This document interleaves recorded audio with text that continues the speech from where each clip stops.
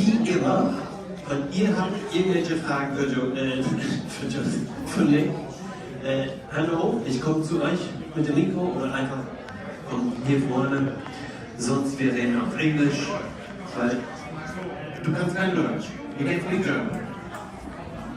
Can we get a picture? Can we get a picture? Sure. Get it soon? Who is that? She can't Deutsch. Okay. We got it, okay. So. These two are trouble. Oh, they're trouble? Yeah. They look like trouble. What is that, the boo-boo, is that what they're called? The boo-boo? You can tell the trouble with the boo-boos. The other goes hungry. I have a few questions of my own. And for me, you're a classic convention guest. Thank you. Because when I grew up, conventions weren't like this. They were small events with very, I don't want to say niche, but I do want to say niche guests. And, you know, it wasn't this main actor from this series and this and that, and you pay 100 euros to get a picture with this person. So for me, this reminds me of growing up. So I'm glad that we get a chance to speak with you. See, the convention scene really didn't take off. It's about 30 years or so back. And from then, you never stopped working. And last year, I was in America. I did New York, New Jersey, Nashville, and then through Europe, I came to Germany and Paris.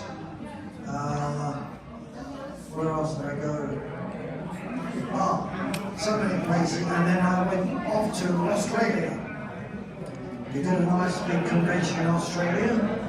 That was just before Christmas, so that was good. That was good. And then we stayed in Australia to have a nice holiday. Now for next year, we're booking now for next year, because next year, in 2026, will be the first year that we started filming Star Wars. And the year after, 2027, is now going to be 50 years for the first Star Wars. And I was only 2 years old when I started. I was just going to ask you how old you were, but now I can't. But now the scene is set for Star Wars from those years back. And when I go back home to the UK, my agent usually phones me and says, are you working or do you want to work a couple of weeks' time for a Star Wars convention? I would say, yes, of course. But I've got 2 more this year, back in the UK, and then beginning of next year, I think it's about March, I'm going off to Hollywood. Because what's happened now, they've written a book on my character in Star Wars. It's about that thick. I had this book, and it's taken me just over a year to read it.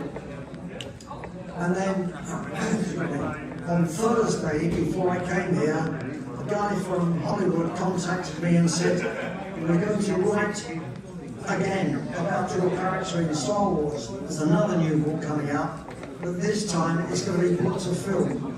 It will be coming out on a video or DVD, whatever. It may be on some TV program somewhere, but before we start all that, we've got to negotiate the euros. But I know full well that this guy is good and he will come up with a good contract. But my agent's got to look at it first. Oh, that's brilliant. Yeah. Because that's the thing, like when you shot that scene, of course you're a very important person to be giving those medals, and shame on you for not giving Chewbacca a medal. But the character didn't even have a name when you shot it. No, he didn't. It's now, of course, it's too far, but when you shot it, there was no name, there was no backstory. Did you make any of that up? It wasn't even called A New Hope. It was just StarWarrior. Yeah, just StarWarrior. Yeah. And that's how it all began. Because my agent contacted me and said, do you want to do a couple of days on a cheap movie? So I said, yeah, fine. Now those 2 days turned into 15 days for me. And so my contract had to be extended because originally there's another guy who was a medal bearer. He was just supposed to be the character's assistant. I had to go and have an interview with George Lucas in London.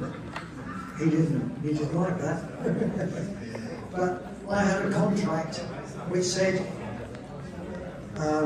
when the movie finishes, you can either have a buyout or you can have a half of 1%. And I thought, half of 1%. So I took the buyout.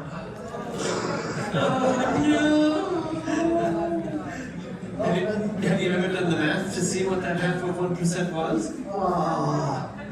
I didn't look. But it's one of those things that you never do again. I've learned my lesson that way, so You not only in Star Wars, you were in Doctor Who. yes, You were in James Bond. yes, I mean, that's 3 very big institutions. yes. And you know, in some of these larger conventions, people go and they pay to have a picture with somebody because I think they want to feel close to greatness. But you have been in all of these franchises. You ever feel like you are part of greatness? Well, every convention I go to, I meet new fans, and they come up and want to speak to me, rather than buying something. That's great. I don't mind, because you are people who made us. We didn't make you come to us. You come to us because you want to meet us. Not only me, but other characters. And this is the only thing really that I can thank everybody in this world, including you, for coming to visit us. Thank you so much.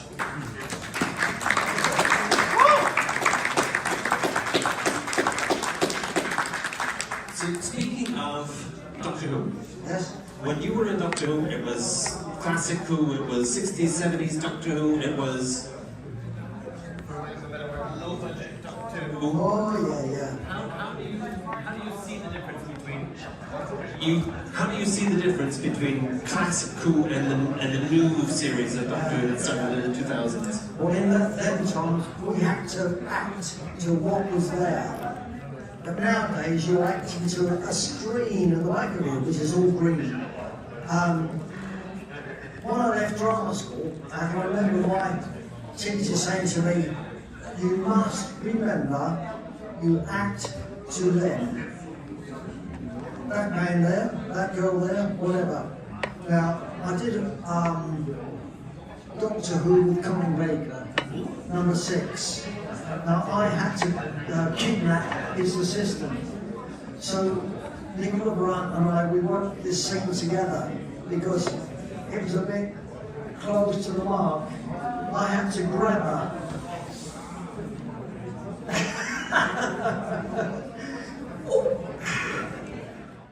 The scene together, and it turned out good. So when we did that scene, then as I was dragging her away, the guy came up with a gun to my head. There we go. So that was it from there. But there is a little scene where Colin was down to a coal mine, and there was a chain which came down, and he got to the chain to grab the chain to pull it, and one of the background artists pulled the chain from the other side and broke his finger. So he wasn't very happy with that.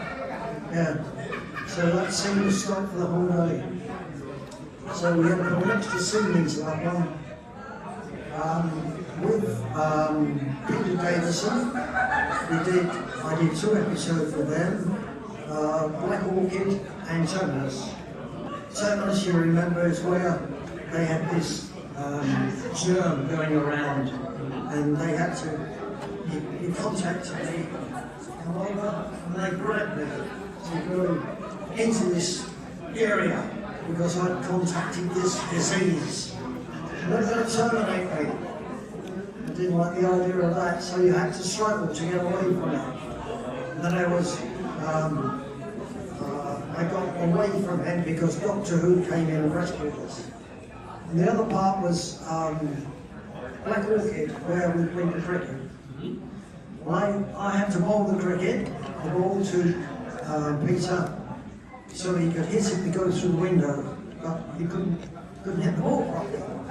So what we had to do was I bowled the ball, cut. Peter stood there, so we threw the ball, whack. And that's how we did that scene when it was put together. When you look at it, it's me bowling to him and him hitting it. Don't tell anybody about that. It's a secret. I won't. Does not leave this room. Zipped, shut, nobody's gonna know. Do you think, because you mentioned a lot of green screen, do you think being trained as a theatre actor will help somebody with green screen or hinder them? Because I think on stage in theatre you do have to use a lot of your imagination sometimes. Well, the time today is the thing for all the back screening, isn't it? It's technology gone absolutely crazy, I think.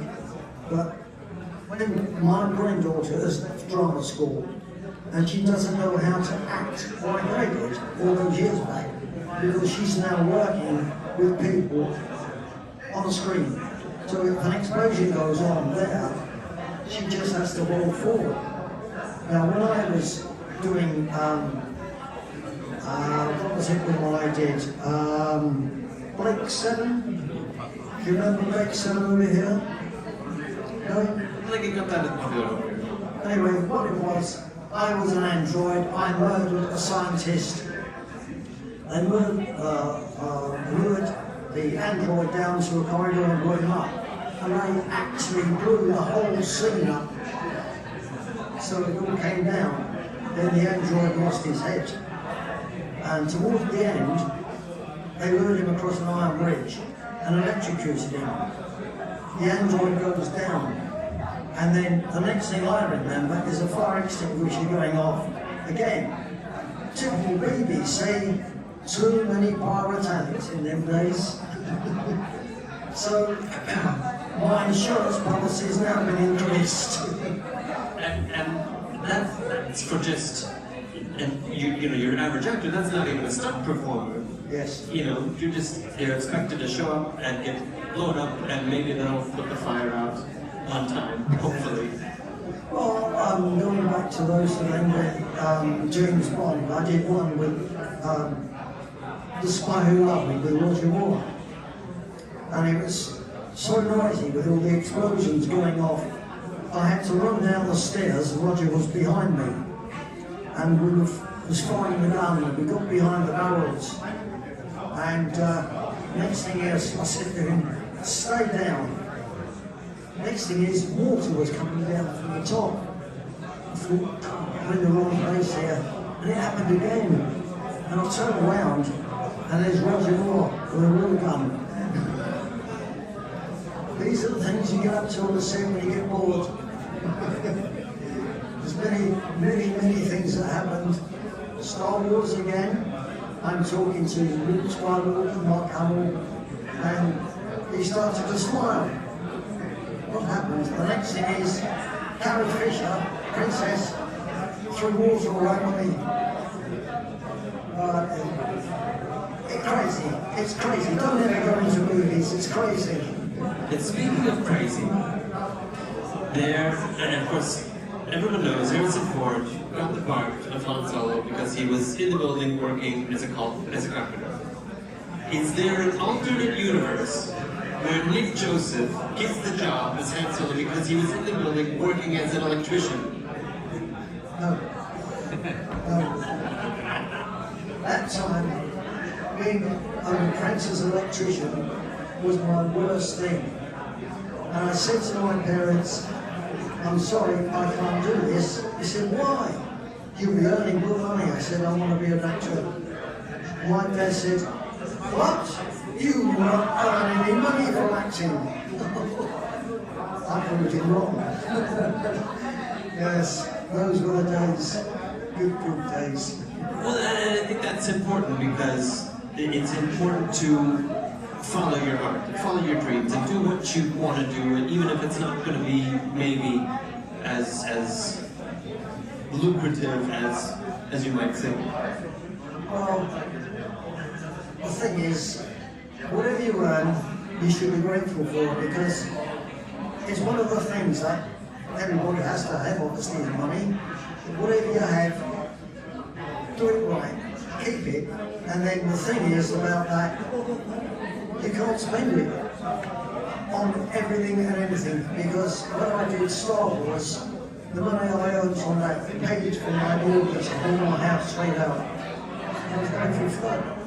That's the thing, because 2 days turning into 15 different contract because they all turned out. It's perfect. Well, you said you want to be an actor, and we just had the group, the gang of owls here, who are a group of actors, and you don't have to be on stage to be an actor. You don't have to be on screen to be an actor. You just have to act. Do you feel the same way? Yeah, because life today, you've got to keep yourself going. I mean, I'm nearly 150. And You don't look a day over 149. well, what do? You go to the pharmacy and buy the special cream. That's no. Life goes on today, regardless of what you earn. You've got to learn this thing, learn how you act all the way through your life, because you're only here once, so you're on with it. Very cool. Now I see some Mandalorians coming up. I see the Dengar over there. I see Chewbacca's in the back. They've got a lot of different costumes here. What's the best costume you've seen so far today? The best scene, the big man. Chewbacca. Doesn't move anymore. He needs a razor, but his razor's broken. Yeah, we had some photographs done this morning. That's everybody really fantastic. Really are fantastic. But Chewbacca obviously sticks out in everybody's mind because he's the guy, isn't he? But the rest of the Blues guys, they're so great. We're just thankful for these people who come up here and do this cosplay. It's really, really fantastic. And thank you to all of you guys who dress up possibly every weekend and just share your time with us all. It's great. Thank you so much. Thank you.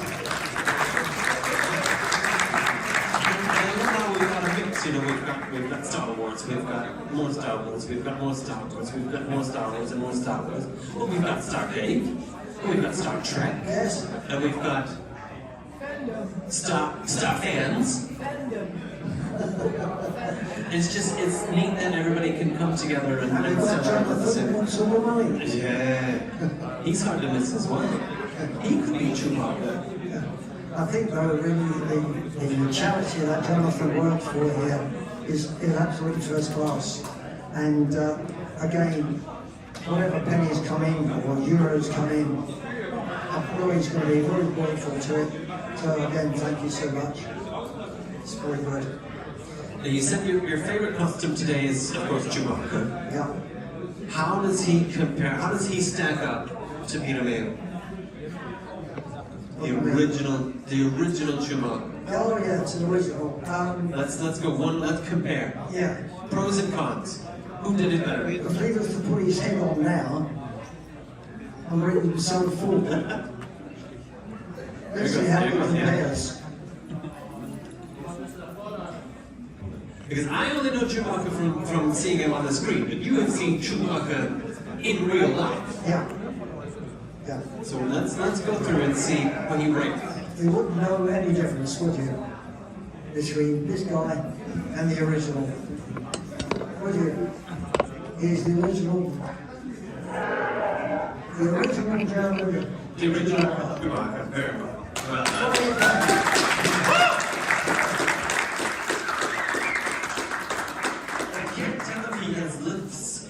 shoes or not. I feel. Oh, now you. I think he needs his toenails cut. Does need his toenails cut. I see that. The lips, I don't think he's got lips. Look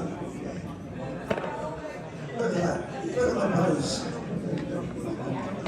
Thank you, Mr. Chewbacca. Thank you. Which is a character, a monster or a creature that you would have loved to play, or still that you would like to play someday? Or is that not your thing?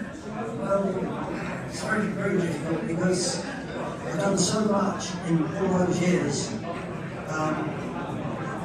Pantomime, you know, we have pantomimes back in England at Christmas.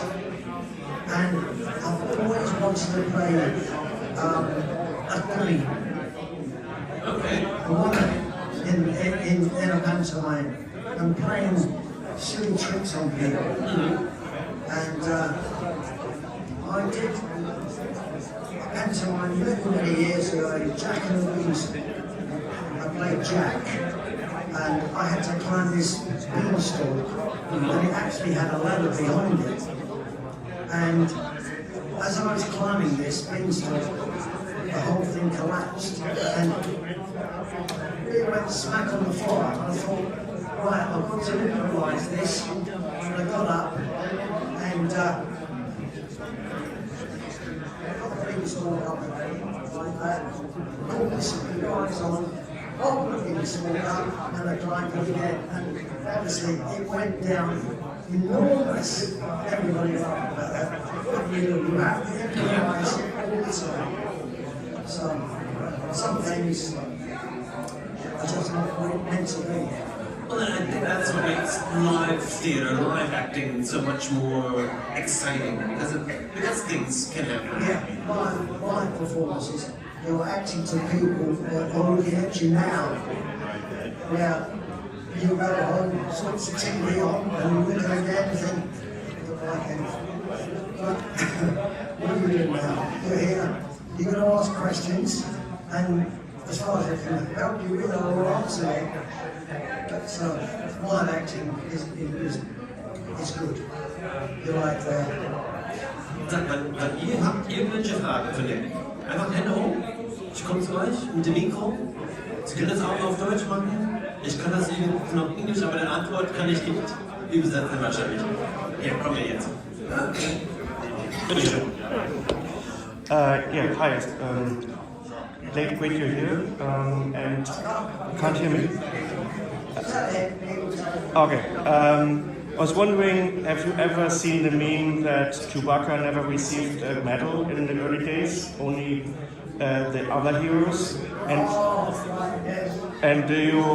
was it something you were cautious of at the time when you had to hand out those medals or deliver them? Well, Chewbacca did get his medal, but not obviously in the movie. Now, when I go to different conventions, Chewbacca's there, and I was in Manchester in the UK, and the guy who played Chewbacca was there with us, and we actually had to make a medal, and it was very big, and we did present him with a medal at that was maybe 4 years back. But it went down well. It was put on video up on YouTube, I believe. So it was good. It was good. That's something else I think that got retconned. There's a story somewhere where they have finally Chewbacca gets a medal like 10 years later. I don't know if it was in a comic book or somewhere he eventually gets it. Yes. So that's it. Sure. Yes, of course. There's a funny story we had in Star Wars, because do you remember when the doors opened and the main characters walked out, and they came along and started to walk up the steps to receive their medals, and just before they reached the step, somebody farted, and boy, it was a number one. It really was. we had to do that scene 5 times before we could stop laughing. Yeah. And I have a photograph up there where Carrie is looking at, who is it? Harrison Ford. And Luke is standing there, and between them is me. And I just shouted out, who farted, Carrie? And I won't tell you what she said. But that's, again, what you get up to on a film set. Wir haben Zeit für noch eine Frage, wenn irgendjemand hat was. Ja, super. Thank you that you'll be here enjoying your inspiration, that you join us on this con. And I have a question. The first time you were on the throne room, we are grateful that without you, they don't receive the medals. And it's an important character, I think. What is your first impression? You see all the crowds and the Wookiee, because I mentioned that no one knows what they are doing. And what was your first impression? To see the crowd in the throne room? What was your first impression of the crowd in the throne room? Because you had never seen something like that before, with a big crowd and a big Wookiee standing there. What was your impression of seeing that in person? Well, what it was, the main characters were on the main stage first, and I brought the background artist in. And I thought, my goodness, are they ever going to stop? Because there was a lot of people there.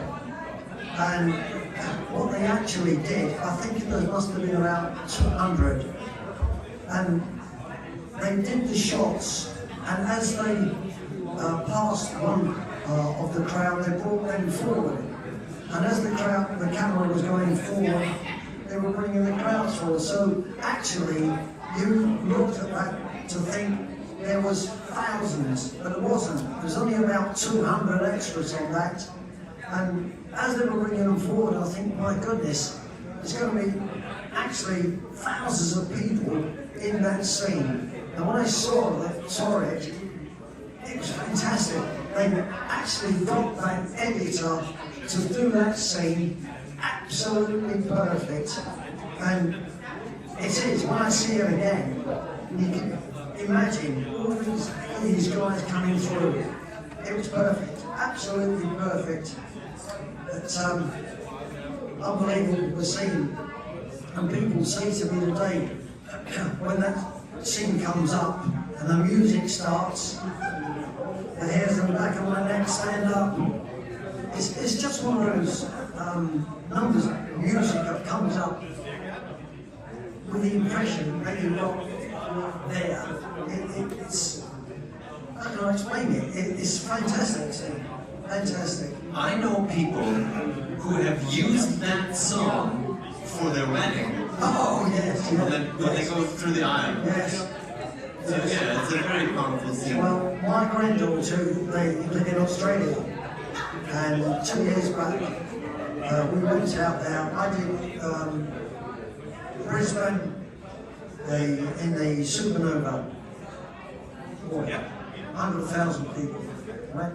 Anyway, 2 days after that, my granddaughter got married, and I'd spoken to the 501st Legion guys and hadn't told her. And as she came out of the church, there was 10 and 10, all had the lights on. Very cool. Yeah. And she cried all the way down. It was great. The photograph, he was outside, and as she came out, wow, the look on her face. Very cool.